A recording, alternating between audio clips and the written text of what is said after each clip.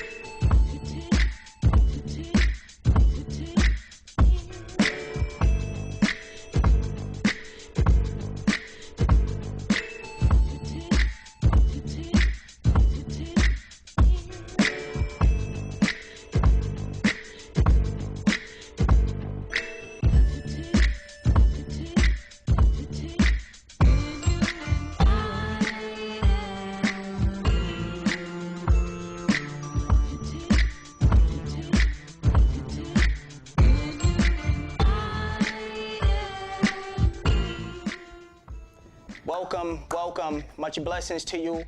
Welcome for rocking out with your boy, Brooklyn Indigo. Today, I am with a guest.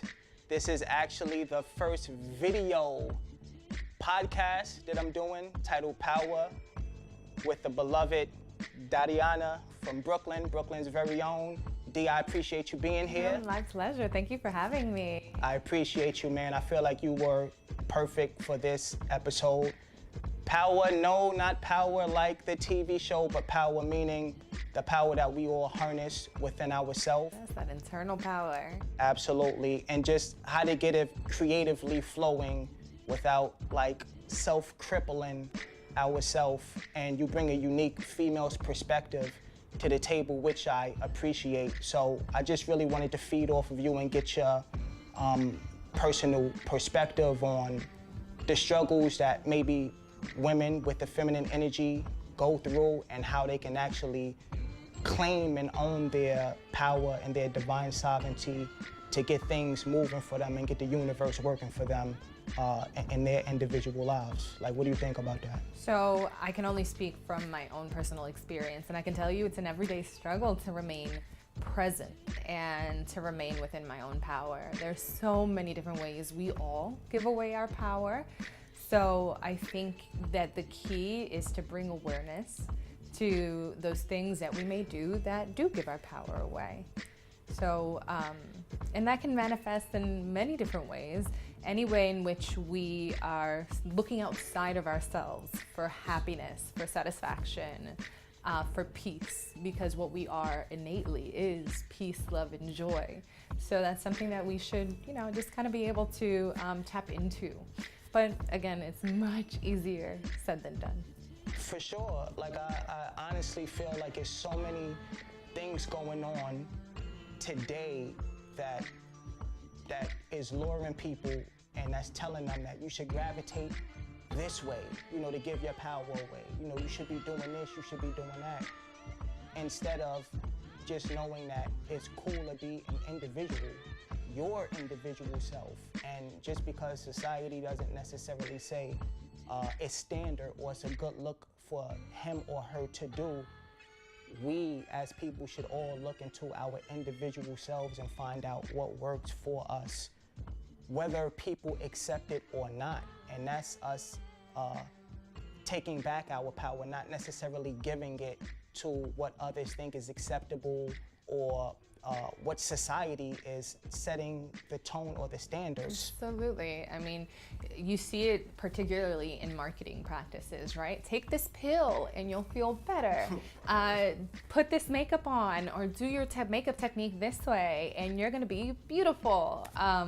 So women especially are bombarded with messages of that they're not enough. So that's a great place to start. Just self-love, just appreciate yourself. Take a moment to take a bath and put in a nice essential oil. Allow yourself to rest. These are great things to just kind of center yourself. And my favorite of all is meditation. So it's a moment when I get to kind of cease that self-talk, especially when my self-talk can be so negative sometimes. I take a moment to myself and I just tune in to what's going on. I listen. And if a thought does come across my mind, I don't judge it. I allow it to kind of just flow through. And it gives me a reprieve. It gives me a break for just 10 minutes of the constant bombardment that we get from every which way, and from the bombardment that I even give my own self, because it's so easy to get caught up in my own mind. So meditation is very key for me. But again, like taking those moments to kind of just like love myself, but through the exercise, through taking my baths, through the essential oils, through just talking to other people, you know, that are on the same page.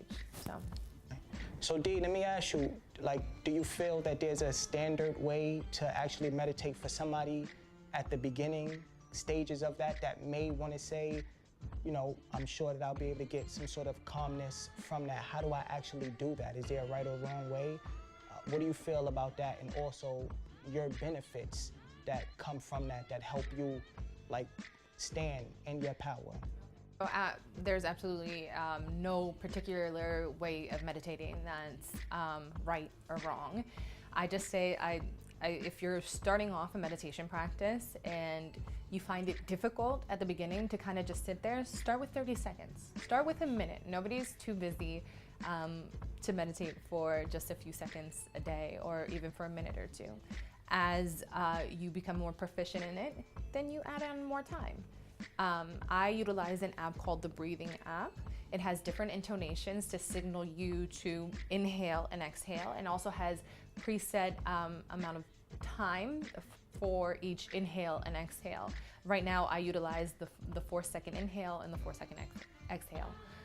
So it's great to kind of just prompt you along throughout your meditation. I find it very, very helpful. And yeah, as you grow your practice, explore different ways of doing it.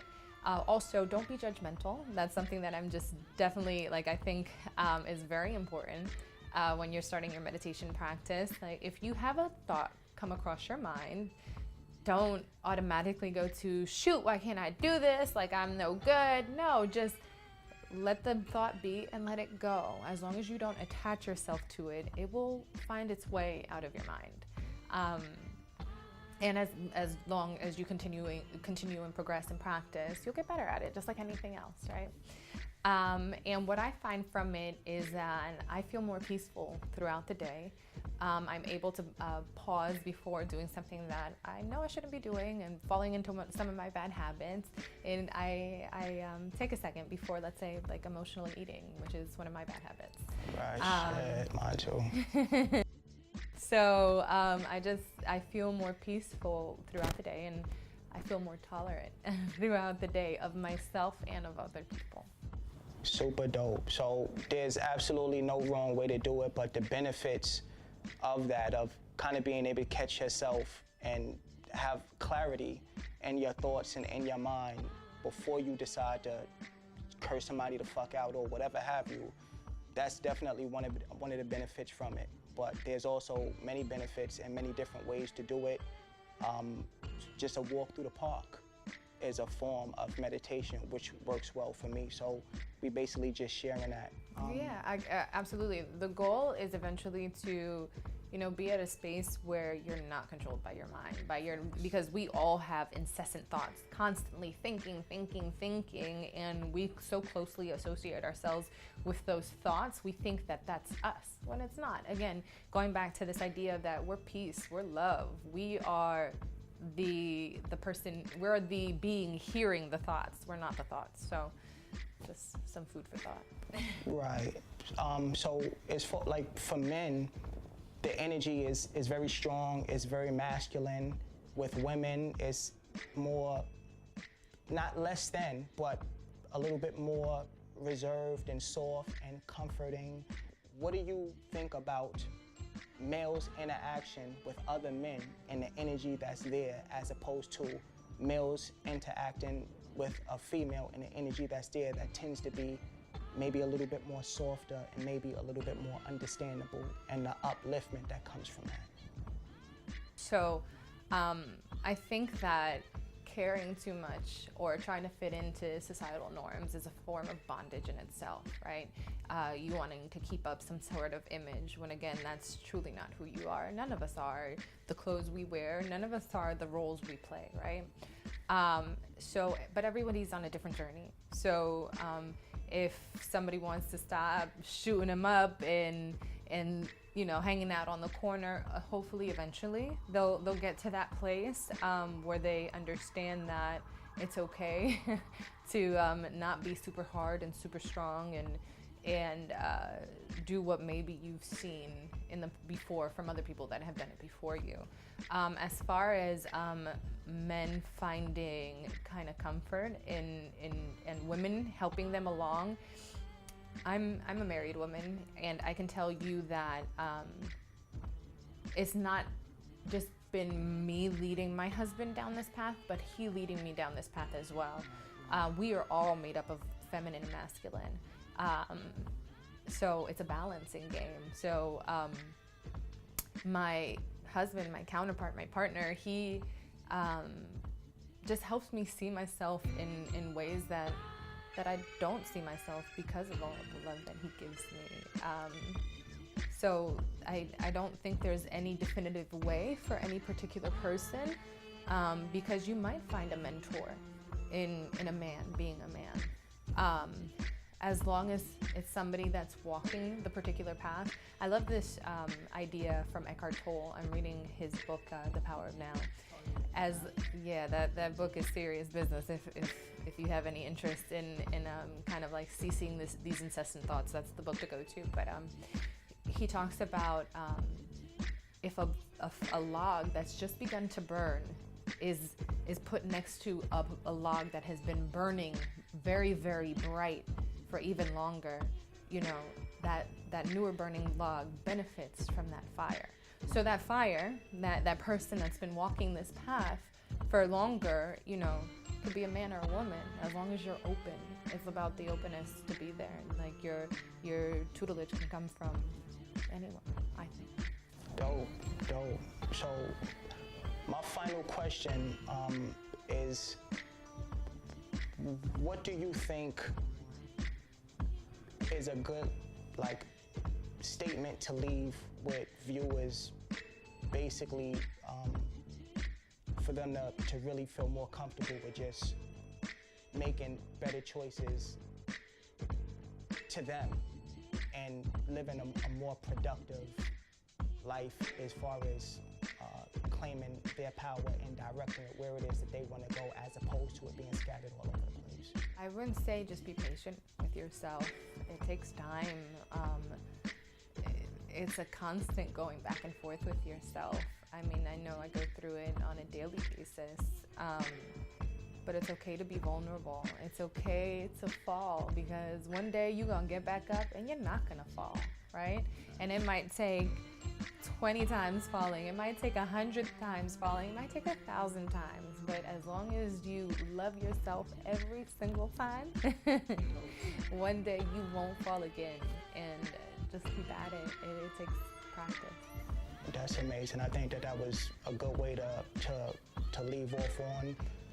I think that it's a life's journey, and in the journey you're going to continue to fall, but as long as you stay solid, well, one, you have to learn who it is that you are and what you like and don't like, and then you have to stay true to yourself as far as doing what you like and trying not to compromise, stepping out of what it is that you like.